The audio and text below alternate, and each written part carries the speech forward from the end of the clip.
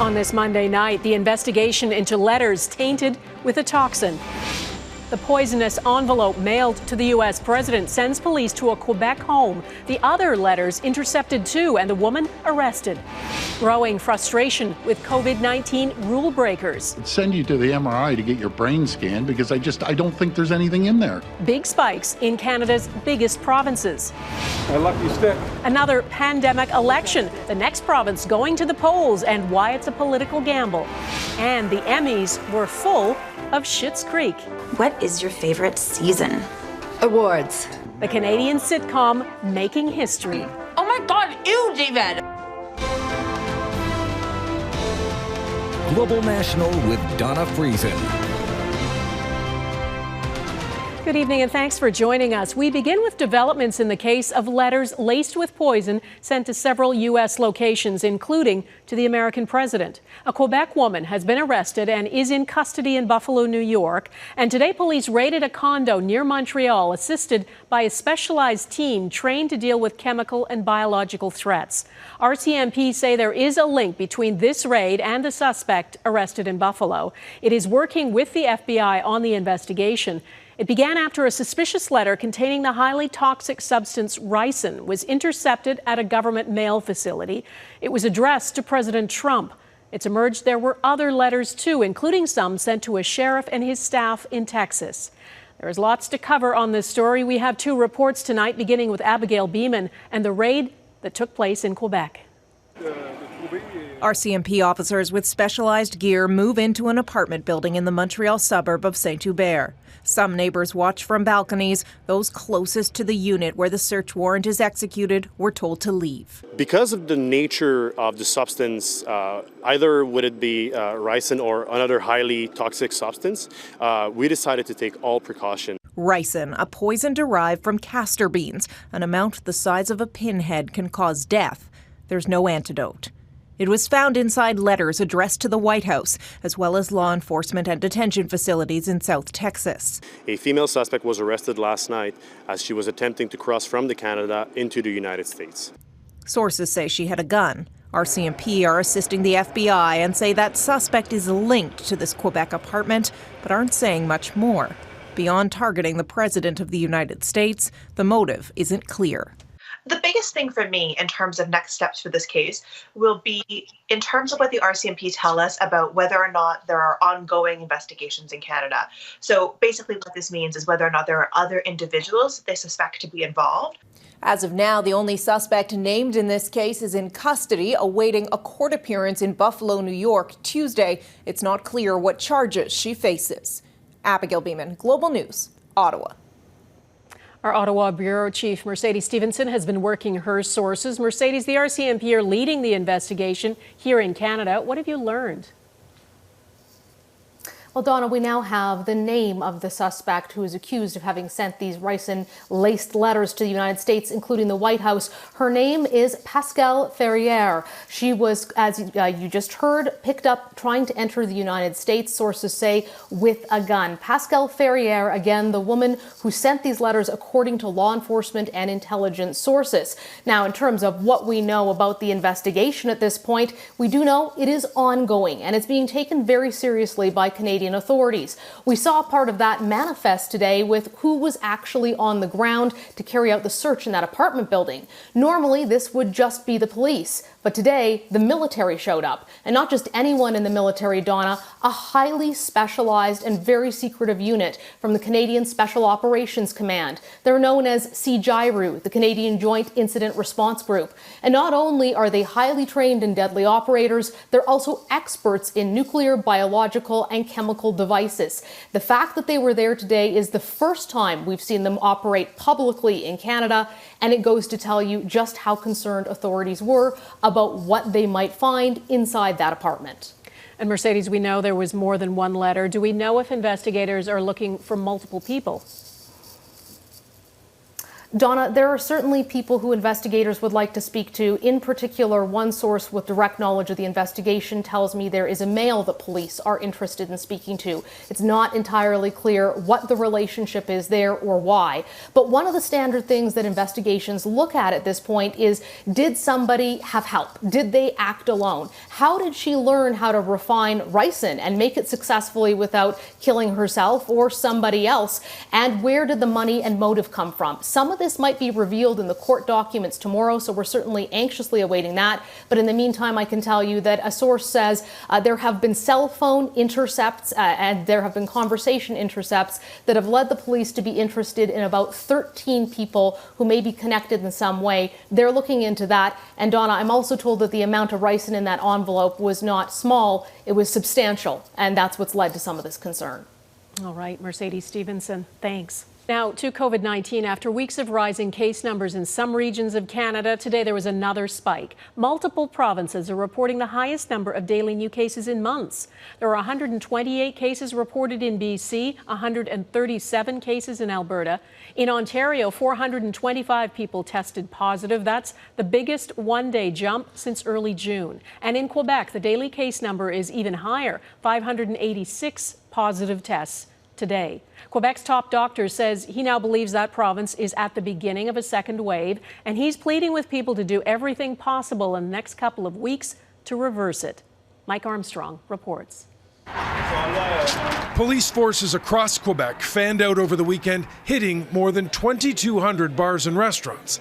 Well, they don't appear to have had much trouble finding people breaking COVID-19 safety protocols. They handed out about 1,500 warnings and 90 tickets. The offenses, things like not keeping a registry of patrons or people drinking while standing. The province is considering another police operation next weekend. The public health director says Monday's numbers, close to 600 new cases, show what's being done so far isn't working. We haven't lost control, but there is a very preoccupating situation. The rules are tightening in 3 regions of Quebec. The alert level was raised to orange as of 12:01 Monday morning. In those regions, including Montreal, alcohol can't be sold after 11 p.m., bars have to close at midnight, and private gatherings can't be more than 6 people. La croissance est très rapide. Montreal's public health director says there haven't been any major outbreaks, but lots of small ones. Enough that there's a consensus building Quebec is now in a second wave. The fear is big daily increases could turn into exponential jumps. I will tell you, things can go very fast. One struggle right now is contact tracing. Too few people are cooperating. In Montreal, tracers called more than 500 people over the weekend, and only about a third answered or called back. Now, 2 more high schools have major testing operations underway. Both have had about 20 cases each, teachers and students. Meantime, there is strain on the testing system. Quebec is asking the public not to go for tests unless they have symptoms, have been in contact with someone who tested positive, or if they've been asked to be tested by health authorities. Mike Armstrong, Global News, Montreal. In Ontario, officials are promising to release an action plan imminently to help tackle spiking case numbers and the surge in demand for testing. Of the 425 new infections today, the vast majority were in Toronto, Peel Region, and Ottawa. And 67% of today's cases were people who are under the age of 40. Premier Doug Ford doesn't mince his words when talking about people who break public health rules on public gatherings. There are strict limits in place, and today his frustration was targeted at the people who organized a car show on Saturday in Hamilton. Hundreds of people attended. I don't get it. I just don't get it. If we weren't so backlogged on MRIs, I'd send you to the MRI to get your brain scanned, because I don't think there's anything in there. We get the protocols out there, and they just blatantly ignore the people. In Alberta, public health authorities are trying to contain an outbreak that is spreading through the province's largest hospital. 14 patients and 4 staff members at Calgary's Foothills Medical Centre have tested positive. 1 patient who contracted the virus has died. Multiple units inside the hospital are affected, and 57 staff members are now in isolation. British Columbia will be the second province to hold an election in the middle of the pandemic. Premier John Horgan has called a snap election for October 24th. Horgan, whose NDP won a minority in the last election, did sign an agreement with the Green Party that he wouldn't hold an early election. That is out the window now. Horgan says the pandemic changes everything. He's hoping to win a majority. Our BC correspondent Robin Gill joins me tonight. Robin? Donna, Premier John Horgan had to justify calling this election on two fronts. First, there's the pandemic, and he's concerned that it's going to go for a longer period and that there will be a recession. So the NDP government wants to ensure that it gets a secure mandate for the next 4 years to start a recovery plan. We are not at the end of COVID-19. We're at the beginning. This pandemic will be with us for a year or more, and that's why I believe we need to have an election now. We can either delay that decision and create uncertainty and instability over the next 12 months, more speculation, more talk about what might be, or we can do what I believe is always the right thing and ask British Columbians what they think. The other issue is that this is an NDP minority government. For the past 3.5 years, the Green Party has essentially propped it up, and the coalition agreed that there would be no early election call. That is obviously now a broken promise, but that deal was cut with Andrew Weaver, who has since left the Greens. Premier Horgan admits that his government isn't as strong as it was before. 7 cabinet ministers aren't running again, and this could very much be a gamble, Donna. All right, Robin Gill in BC tonight. Thanks. Atlantic Canada is bracing for some severe weather as Hurricane Teddy closes in. Advisories have been issued for almost all of mainland Nova Scotia, as well as Cape Breton, PEI, and parts of Newfoundland and Labrador. The Category 1 hurricane is expected to transition to an intense post-tropical storm as it approaches. Forecasters say heavy rain and pounding surf will begin on Tuesday night. It's expected to make landfall Wednesday morning. A looming showdown at the U.S. Supreme Court. Coming up, the battle brewing to replace Ruth Bader Ginsburg. Plus, mission accomplished, how Canada's Indigenous communities crushed the COVID-19 curve. And were you picked up by the South Korean secret police on New Year's? I'm looking. A little Canadian show's big wins at the Emmys.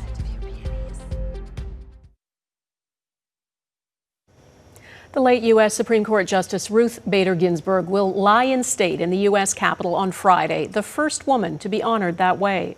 Right after she died, the controversy started swirling over whether her replacement should be named before or after the November 3rd presidential election. Ginsburg's granddaughter says her deathbed wish was that she not be replaced until the next president is elected. But President Trump isn't prepared to wait. He says he'll name a nominee on Friday or Saturday. Jackson Prosco explains what's at stake. Outside the Supreme Court, they mourned the loss of a liberal icon. No confirmation without inauguration. And prepared to fight over filling the vacant seat of Justice Ruth Bader Ginsburg. 5 women are being looked at and vetted very carefully. Defying Ginsburg's dying wish, President Donald Trump is prepared to name a replacement before November's election. Well, I'd much rather have a vote before the election because there's a lot of work to be done. It's likely to be a woman, all but certainly a staunch conservative. Someone like Amy Coney Barrett, a pro-life judge with a traditional view of the Constitution. Ginsburg's polar opposite. For generations, we will see a solidly conservative court on issues of social justice. The stakes couldn't be higher, with the court soon to weigh in on everything from abortion to Obamacare, perhaps even the election. Trump and Senate Republicans still have to explain why they should make a lifetime appointment just 43 days before the election.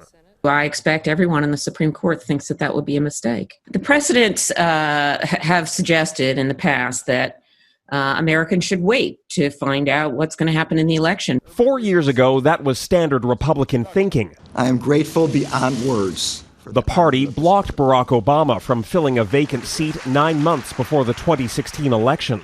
There is a long tradition that you don't do this in an election year. That was then, this is now. So the president was elected to do this, and the Senate was elected to confirm this nomination. At least 2 Republican senators are uncomfortable with the potential hypocrisy and say they'll oppose a vote. 2 more and any nomination would be in jeopardy. While Americans wait for Trump to name a nominee, Ginsburg will lie in repose outside the U.S. Supreme Court. so that the public can honor her legacy and reflect on the future of the institution.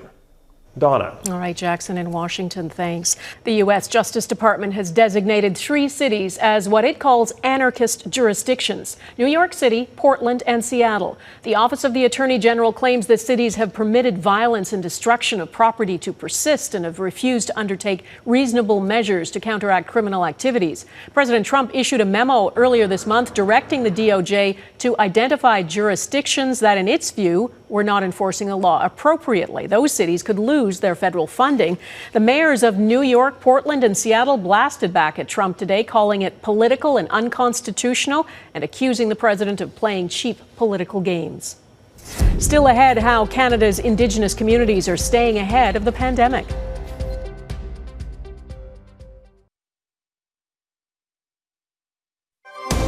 You're watching Global National. Since the start of the pandemic, we all have had to change our lives to slow the spread of COVID-19. And the efforts of people in Canada's Indigenous communities have emerged as a standout success story. It was initially feared they'd be among the most vulnerable to the virus, but Indigenous communities have done remarkably well keeping COVID-19 at bay, as Heather Yourex-West explains. On the Siksika Nation east of Calgary, there is a new normal under COVID-19.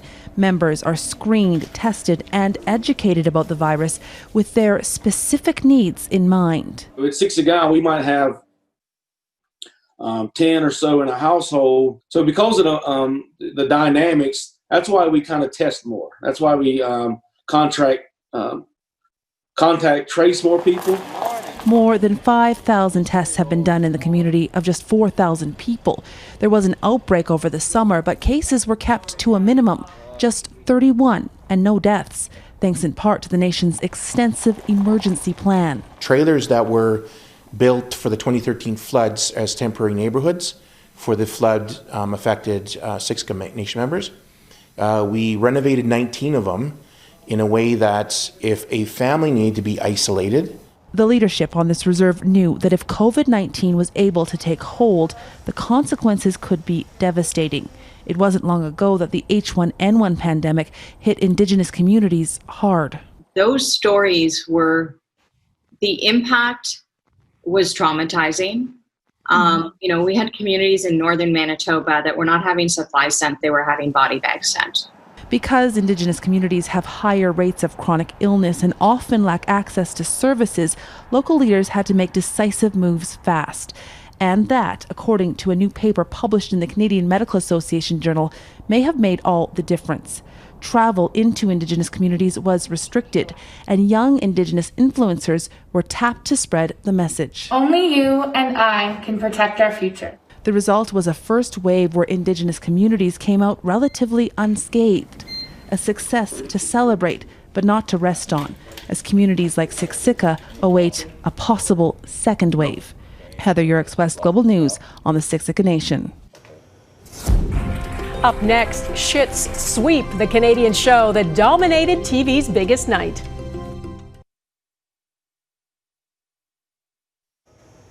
What started as a little Canadian show made history last night. Schitt's Creek won Emmy Awards in all 7 of the categories it was nominated in. It's the first time a Canadian show has won Best Comedy Series, the first time a series has won all 4 acting categories, and the first time a series has swept every comedy category. This is how Emmy Awards host Jimmy Kimmel summed it up. Schitt's Creek won 7 of them. Unfortunately, they fell just short. This is a killer. If they'd won 1 more Emmy, they would have been able to trade them in for this, a Stanley Cup. But they didn't, so we're going to keep it here for another 27 years. Sorry, Canada. No apology necessary. Mike Drolet explains why a Canadian show took the Emmys by storm. Eugene Levy, Schitt's Creek. Imagine the script, a pandemic award show from Hollywood where the first 7 awards are accepted in Toronto. And the historic run of Emmys are handed out by someone in a tuxedo hazmat suit. It all seems so Schitt's Creek. And again, comedians couldn't ask for a better circumstance. These people are designed for weird reaction shots. And they that was That was weird. Oh, we did great, John. The show is an overnight hit that's actually 6 years old, the brainchild of Dan Levy and his father, comedic legend Eugene Levy, about a clueless family who's fallen on hard times. Eugene Levy summed its appeal into a celebration of inclusivity, a castigation of homophobia, and a declaration of the power of love. What is your favorite season? Awards. Schitt's Creek developed a worldwide following, but that may never have happened if not for the use of GIFs to market the show. People would see those funny clips and become intrigued about where they came from. I think, honestly, Schitt's Creek was a social media success because it spread like wildfire through Twitter. I'm a perfectly good driver. I would argue that I'm a better driver and my license is suspended. Well, I'm Another smart move, the show never claimed a nationality. All it was the town of Schitt's Creek, which in real life is tiny Goodwood, Ontario, which has become something of a fan destination. It's good. It's bringing a lot of people to the area. Goodwood's actually becoming known, even though now we're becoming known for Schitt's Creek, the name. They're calling us Schitt's Creek. And while that might normally cause vexation, a comedic sweep at the Emmys is giving anyone associated with the show reason to smile. Mike Armstrong, Global News, Toronto. And that is Global National for this Monday. I'm Donna Friesen. One more honor for Schitt's Creek. Tonight's Your Canada is the Rosebud Motel, where exteriors of the show were filmed in Orangeville, Ontario, north of Toronto. And about an hour away, the community of Goodwood served as the backdrop for the show. Thanks for watching. Hope to see you here again tomorrow. Take care of yourselves. Bye-bye.